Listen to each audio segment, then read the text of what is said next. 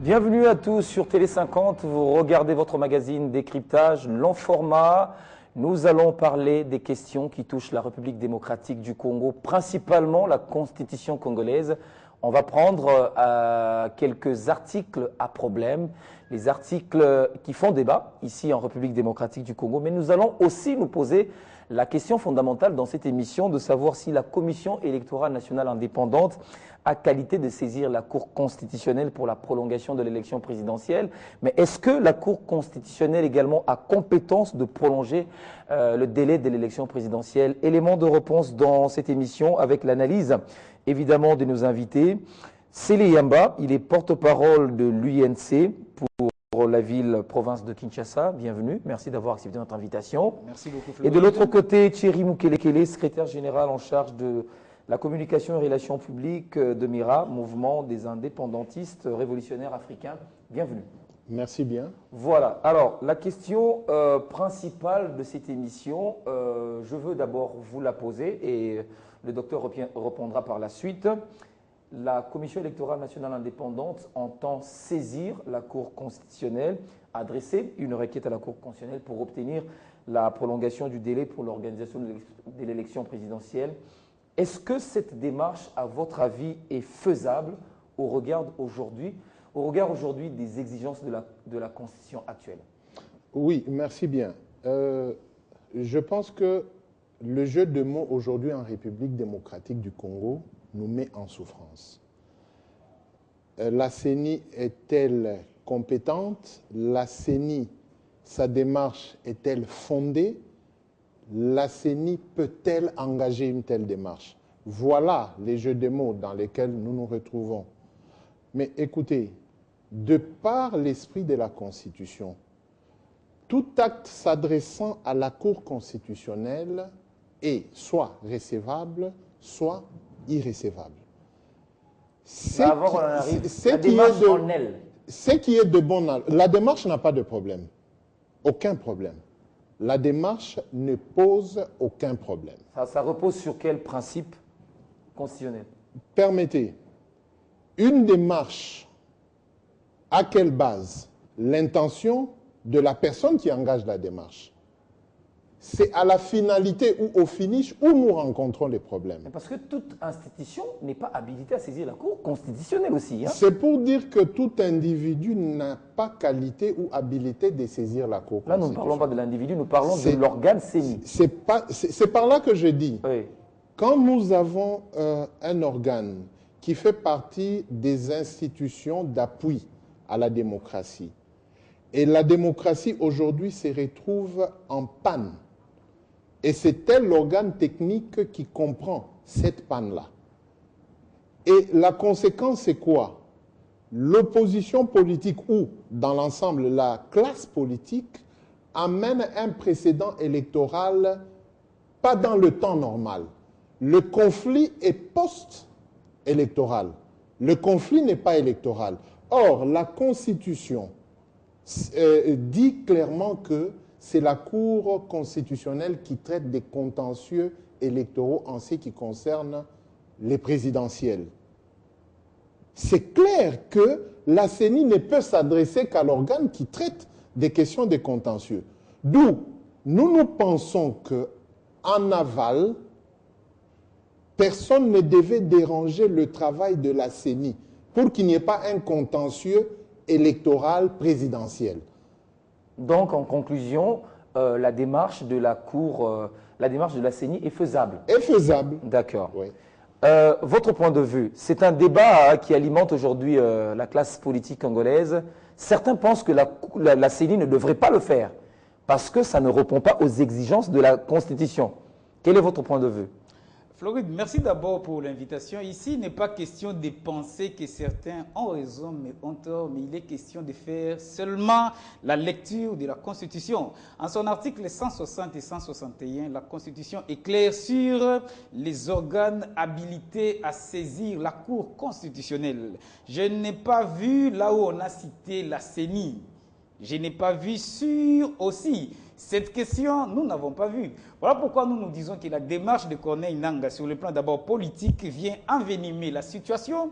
Et j'ose croire que pour nous, l'Union pour la nation congolaise, la dynamique de l'opposition, même le peuple congolais, c'est une provocation. C'est ce que M. Corneille Nangaa a fait. Voilà pourquoi nous l'appelons d'abord au bon sens et au bon sentiment. S'il estime que lui, personnellement, il est impossible d'organiser les élections, mais un homme sérieux, sage et consciencieux, je pense qu'un intellectuel vrai, parce il devait rendre les tabliers. C'est un acte de bravoure et de responsabilité pour que l'histoire ne retienne pas que s'il y a eu chaos, s'il y a eu dépassement des mandats, s'il y a eu tout ce qu'il peut avoir, que ça ne soit pas sur sa tête. Ça, c'est d'abord un message adressé à Corneille Nangaa. Donc, nous disons que la Constitution est claire, il n'est pas habilité, je parle de la CENI, de saisir la Cour constitutionnelle sur cette histoire. Et même l'article 47 et 54 de la loi portant fonctionnement et organisation de la CENI est clair sur cette question. Mais attendez, laissez-moi lire pour vous cette disposition. Apparemment, vous avez une thé sur l'œil. Vous ne voyez pas la chose vraiment de façon correcte. La Cour constitutionnelle connaît des recours en interprétation de la Constitution sur saisine du président de la République, du gouvernement, du président du Sénat, du président de l'Assemblée nationale, d'un dixième de ses membres, de chacune des membres des chambres de parlement, du gouverneur de province, tout ça. Mais chutez bien, la CENI est énumérée là. Non, la CENI n'est pas énumérée. C'est quel article?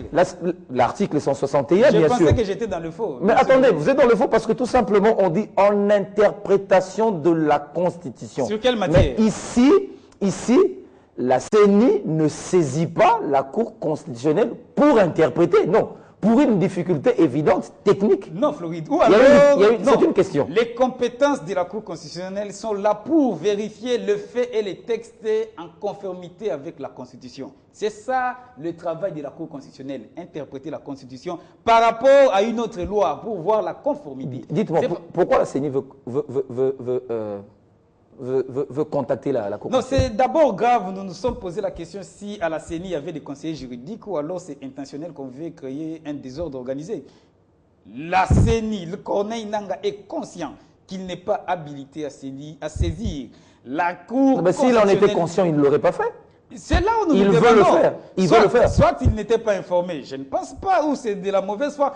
Mais nous disons que même en enfer, les histoires ne sont pas si désorganisées comme en République démocratique du Congo. Et nous fustigeons avec la dernière énergie cette attitude. Et permettez-moi de chuter. Je me pose la question même si la Cour constitutionnelle était habilitée aussi à rendre un jugement sur un quelconque dépassement sur l'organisation de l'élection. Ce sera une question que je veux évidemment poser.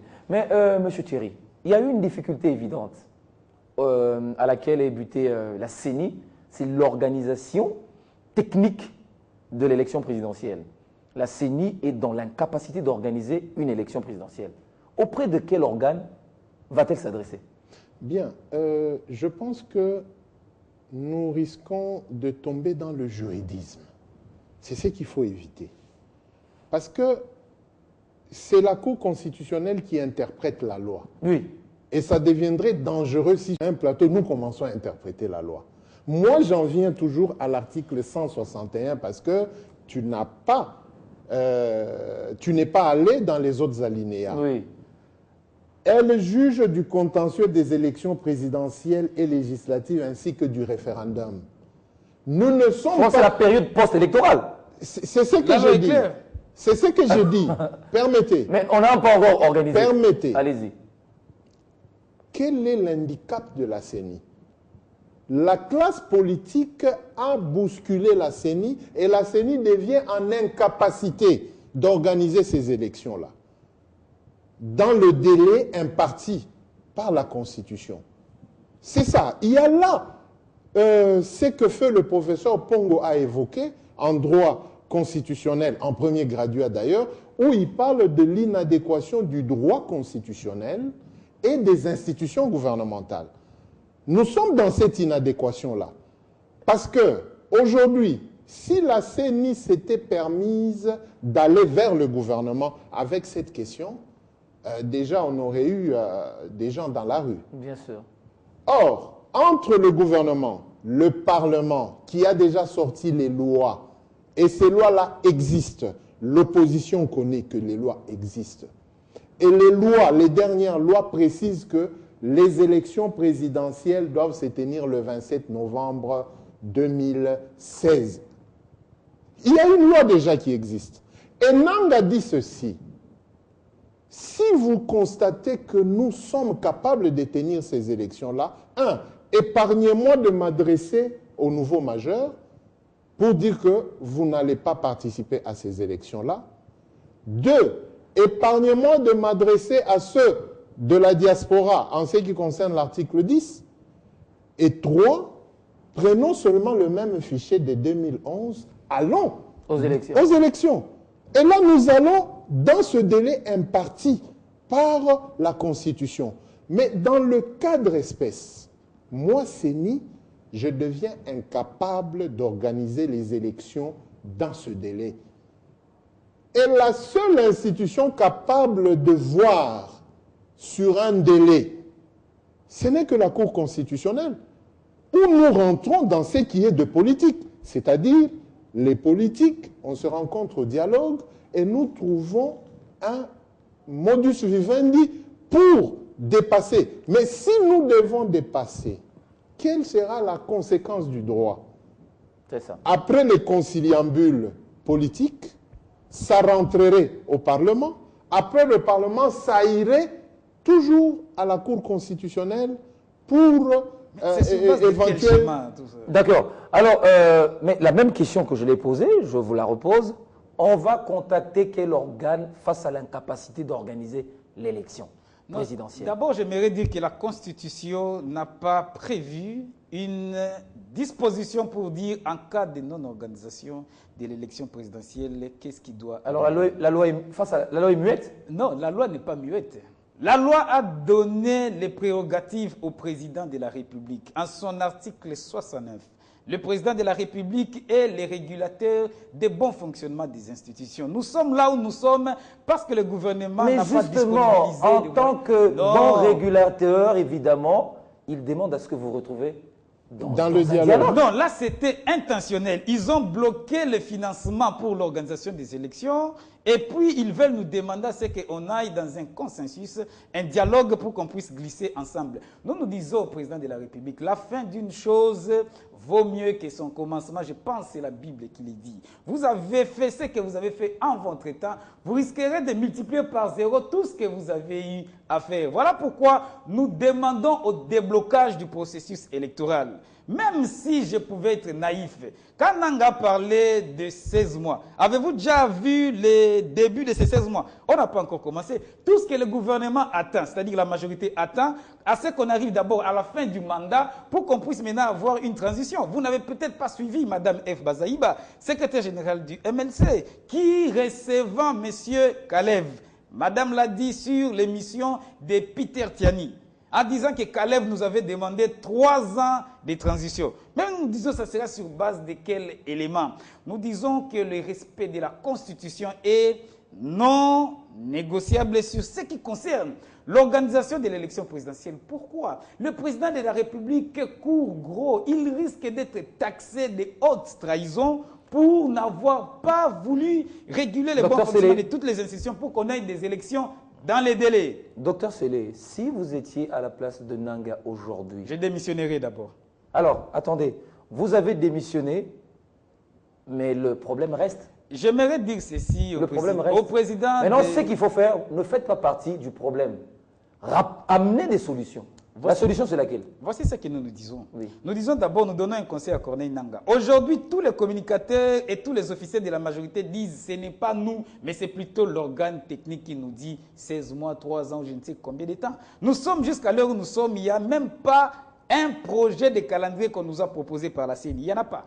La CENI nous a demandé juste 16 mois. Vous avez réfuté ça. Non, le calendrier existe. Rien que pour l'enrôlement. Il n'y a aucun calendrier actuellement. Le calendrier existe. Nanga a dit, si le calendrier existerait, on devait avoir l'élection des députés provinciaux. Avec l'ancien fichier, le calendrier existe. Donc nous disons à Nanga, que la majorité est en train de vouloir lui faire porter une charge qu'il ne saura pas, qu'il s'assume en tant qu'intellectuel. Ça veut dire quoi, mais qu'il s'assume, qu'il rende l'établier. Et après?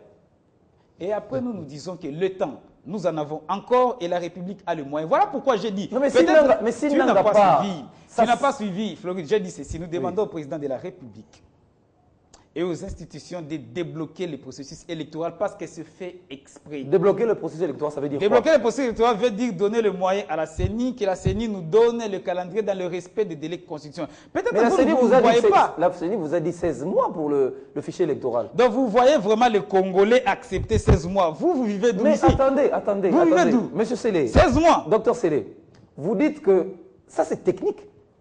C'est pas politique, 16 mois. Donc, technique, c'est irréalisable. Technique, c'est quoi? Non. Je pense que allez-y. Nous devons nous entraider. Oui. Nous sommes tous jeunes Congolais. Mettons de l'eau dans le vin pour que nous puissions baisser la tension. Oui. Nous sommes dans l'incapacité d'organiser ces élections depuis bientôt 4 ans. C'est une génération spontanée ou bien c'était déjà voulu? C'est voulu par la classe politique. Non, cher ami, pas par la classe politique. Je ne veux pas accuser l'opposition parce que même la majorité aujourd'hui a sa part de responsabilité. Tout le monde est responsable. Mais j'en appelle à la bonne conscience de tout un chacun. Je vais vous rappeler le péché originel de ce qui arrive à Nanga. Et Nanga est courageux de dire tout haut qu'il n'y a pas moyen d'avoir les élections présidentielles. Le péché originel provient des élections de 2011. Si et seulement si Tshisekedi avait accepté, tel que Jean-Pierre Bemba l'avait fait, il n'y aurait pas eu tout ce qui nous arrive aujourd'hui.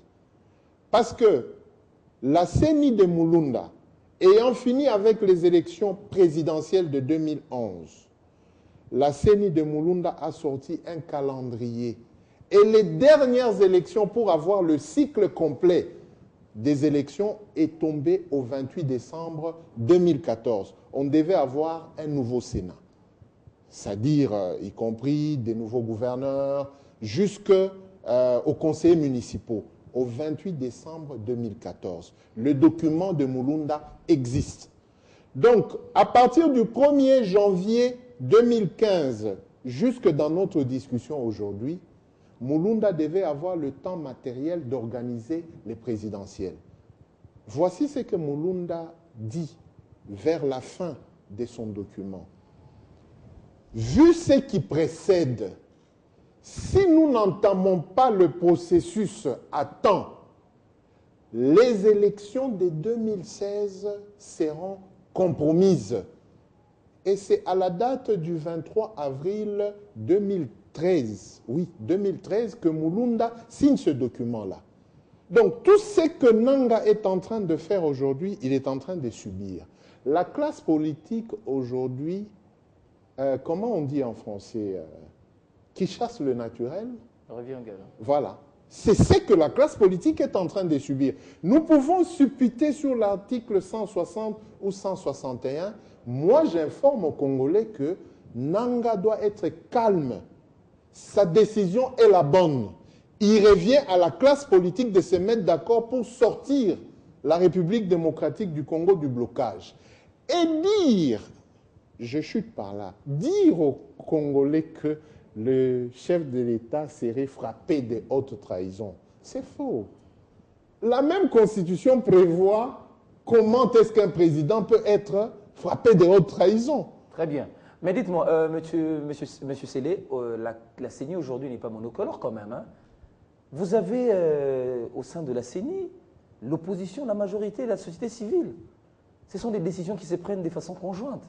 Non, le problème au niveau du fonctionnement de la CENI, ce n'est pas d'avoir les personnes venant de l'opposition de la majorité de la société civile. La loi sur l'organisation de la CENI est claire, disant que ceux qui font partie maintenant de ces organes-là cessent d'appartenir à leur formation. Si nous avions même encore un mot à dire sur les délégués de l'INC qui est là, je pense qu'on allait lui donner, l'intimer l'ordre de quitter la CENI. Malheureusement, il devient indépendant par rapport aux formations politiques d'où ils viennent, les membres et du bureau et de la plénière de la CENI. Nous nous disons ceci à la CENI, que le temps y en a et le moyen la République en a. Parce que quand on est en train Combien de temps faut-il pour réviser ce fichier électoral à votre avis?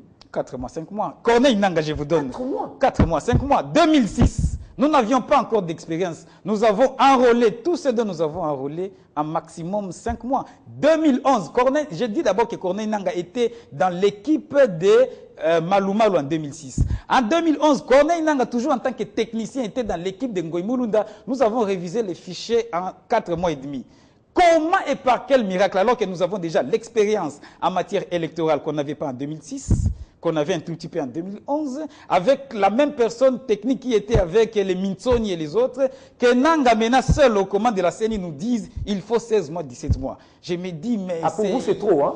Mais non, ce n'est même pas trop, c'est plus que trop, et nous disons que c'est de la provocation que Corneille Nangaa a fait de faire. Mais nous avons quand même acquis, comme le docteur l'a dit, nous avons quand même acquis au fil du temps une expérience électorale qui pouvait permettre aujourd'hui que le temps consacré au fichier électoral soit réduit. 16, c'est trop aussi. Non, permettez.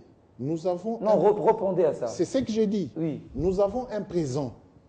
Le présent aujourd'hui, c'est que l'opposition a refusé le premier fichier de 2006. Le deuxième fichier, ils ont voulu entrer dans le serveur. Ça dit que Nangaa prend les précautions que l'opposition ne vienne pas chercher à entrer dans un serveur. Il demande un temps considérable. 17 mois. Et quand vous voyez le timing de Nangaa, c'est parce qu'aujourd'hui, je n'ai pas pris le document de Mulunda. Mais le timing de Nangaa aussi contredit les experts de l'OIF. Permettez, entre l'OIF et Nangaa, qui maîtrise la République démocratique du Congo? C'était des experts en matière électorale. S'il vous plaît, Et des experts aussi. S'il vous plaît, prenons le patron du Sénégal, ou même de toute cette partie de l'Afrique. Tous ces pays d'Afrique sont des provinces de la République démocratique du Congo. Tous ces pays-là. Géographiquement. Géographiquement. Et quand vous prenez leurs élections et leurs victoires présidentielles, donc il faut prendre tous les présidents là, y compris le président voisin, plus le président du Rwanda, pour avoir... La RDC.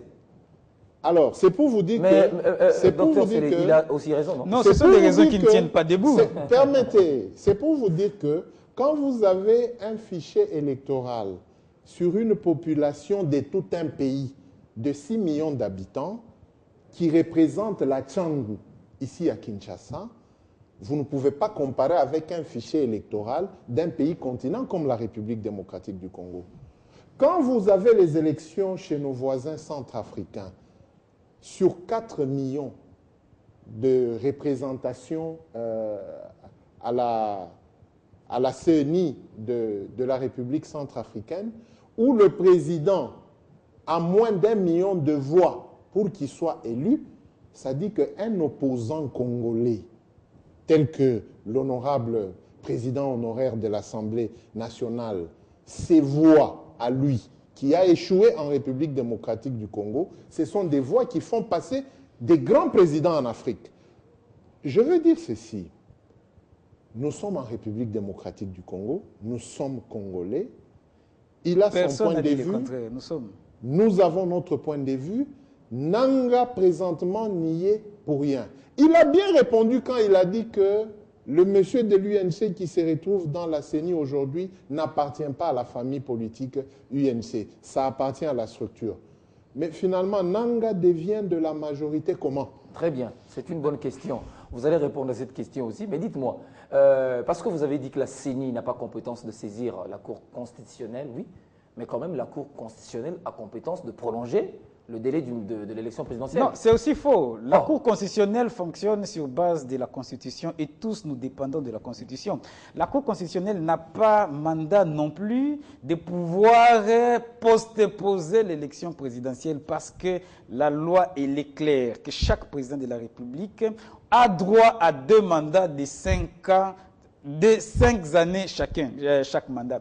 Nous disons que de faire attention sur cette question ici, de saisir la Cour constitutionnelle, déjà avec le précédent des commissaires spéciaux, comme on les a appelés. Nous craignons que la Cour constitutionnelle nous ponde aussi un président spécial. Nous disons que même la Cour constitutionnelle, nous n'avons vu nulle part où elle était habilitée à ce qu'il y ait prolongement du délai, dépassement de l'organisation de l'élection présidentielle. Ce qu'il faut faire, messieurs les magistrats et juges de la Cour constitutionnelle, c'est d'abord de ne pas recevoir la requête de Nanga pour défaut de qualité, il ne peut pas vous saisir. Vous aussi de dire que nous sommes incompétents sur cette question. Et nous pensons que cette fois-ci, vous direz d'abord le bon droit. La conséquence serait de mettre toutes les batteries en marche pour qu'on organise les élections, surtout présidentielles, dans le délai, parce que j'insiste,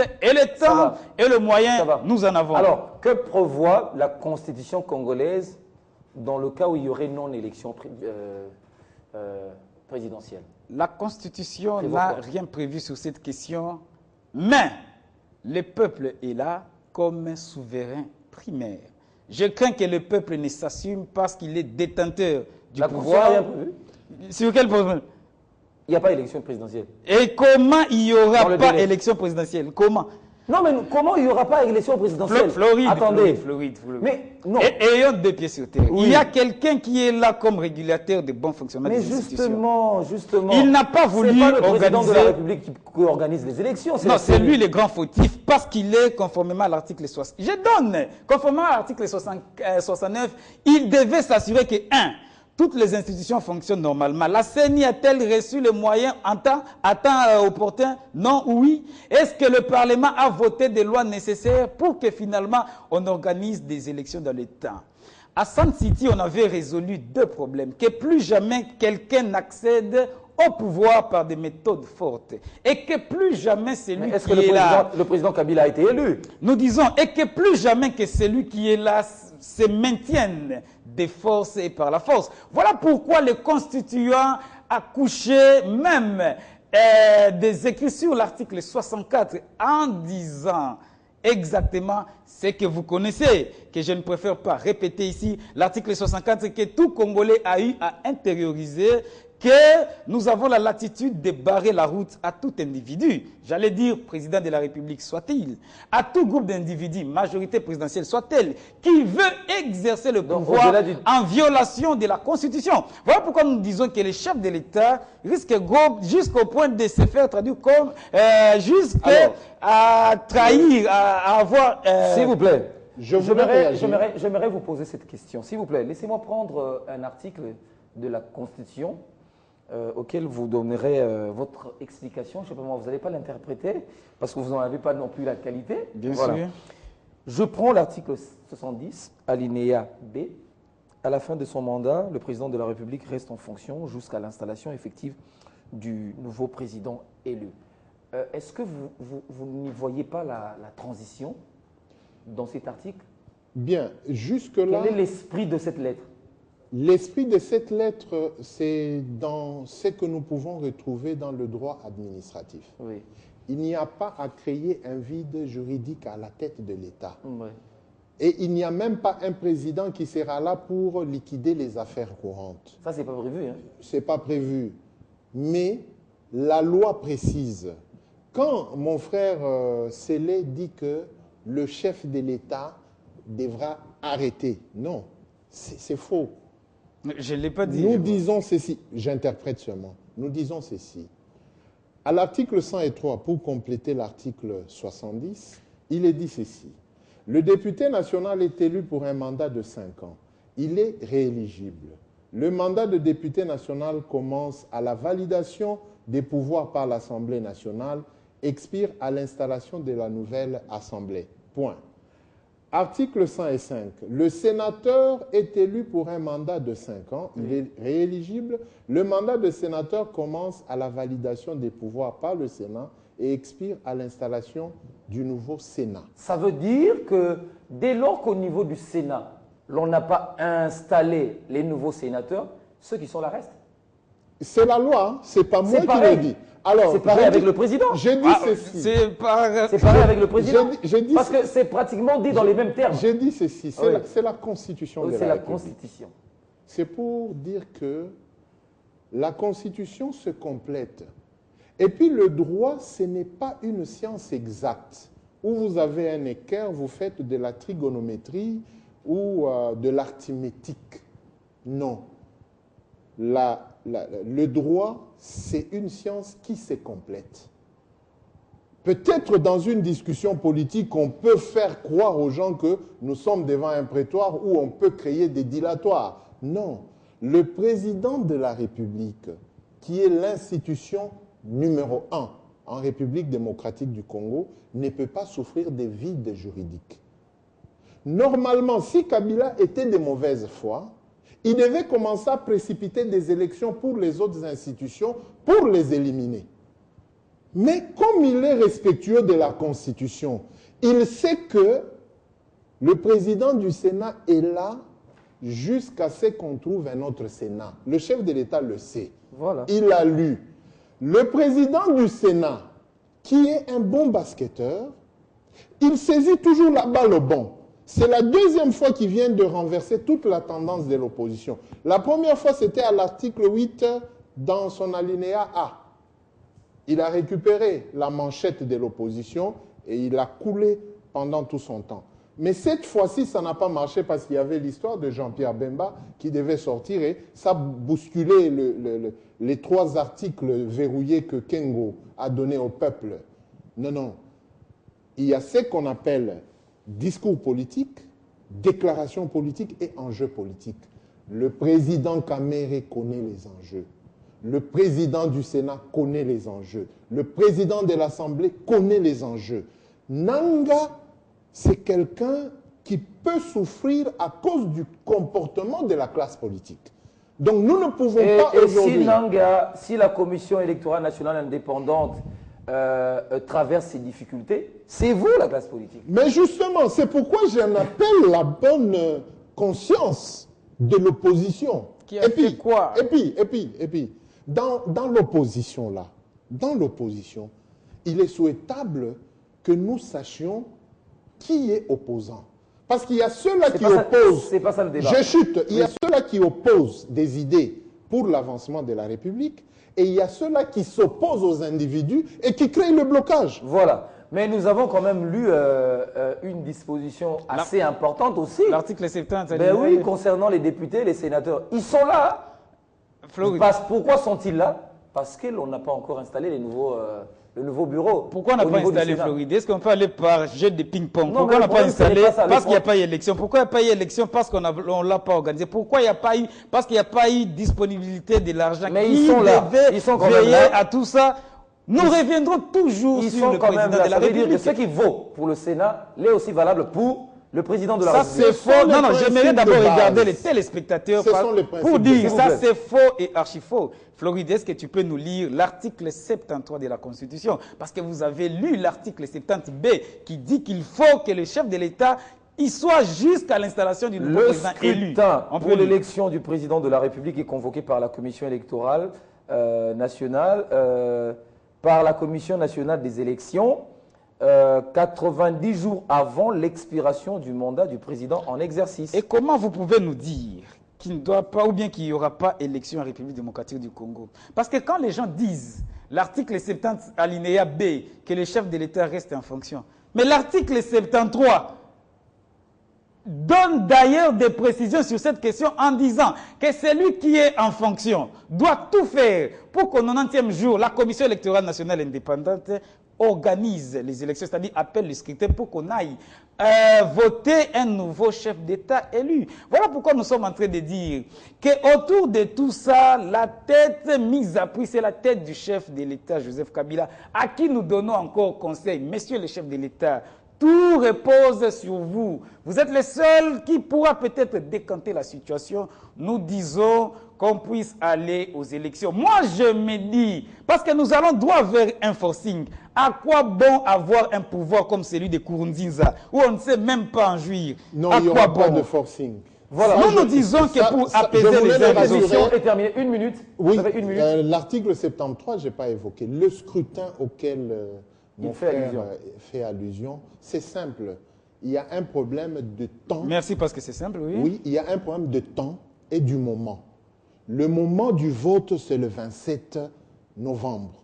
Le temps imparti pour qu'il y ait ce vote-là, c'est ça les 90 jours. Mais Nanga vous dit que je suis incapable de me retrouver au moment du vote. L'organe compétent à organiser les élections. Le 27 novembre, je ne suis plus capable. C'est pourquoi le professeur Pongo nous parle de cette inadéquation. Il y a un problème. L'État, pendant les 10 dernières années, n'a pas fonctionné normalement. Voilà. Mettons-nous à la table, parlons et sortons le pays du marasme que nous avons. D'où le dialogue. Le dialogue. Voilà. Dernier mot, on va finir. Non, pour moi, c'est une déception si je pouvais dresser les 10 ans constitutionnels par rapport à l'actuelle constitution du président Joseph Kabila et qu'à la fin, qu'on puisse arriver vers une situation vraiment dont on ne sait décrire. Pour moi, c'est une déception. Je pensais que le président de la République, quittant parce qu'il est fin mandat, les institutions allaient nous laisser toutes les institutions fonctionnant comme elles devaient fonctionner. Mais nous sommes en train de constater que finalement, le président de la République est en train de rater le rendez-vous avec l'histoire en voulant nous amener vers un coup d'État constitutionnel. Voilà, fin de citation, cette émission est terminée. On se sépare encore à quai de poisson. Vous rentrez à votre position initiale. La CENI a compétence, a qualité de saisir la Cour constitutionnelle. Elle va le faire. Elle va le faire. C'est à la Cour de voir. Non, nous disons que le peuple congolais qui est le souverain primaire, parce que c'est lui qui détient le pouvoir, saura quoi faire au moment opportun. Maître Séléye, alors nous allons au référendum. Il n'y aura pas référendum, cher. Mais c'est le peuple souverain. Porte-parole de l'UNC pour la ville de Kinshasa, Thierry Mukeleke, le secrétaire général en charge de communication et relations publiques de MIRA. Merci d'avoir suivi cette émission. Portez-vous bien. À très bientôt avec le même plaisir. Merci.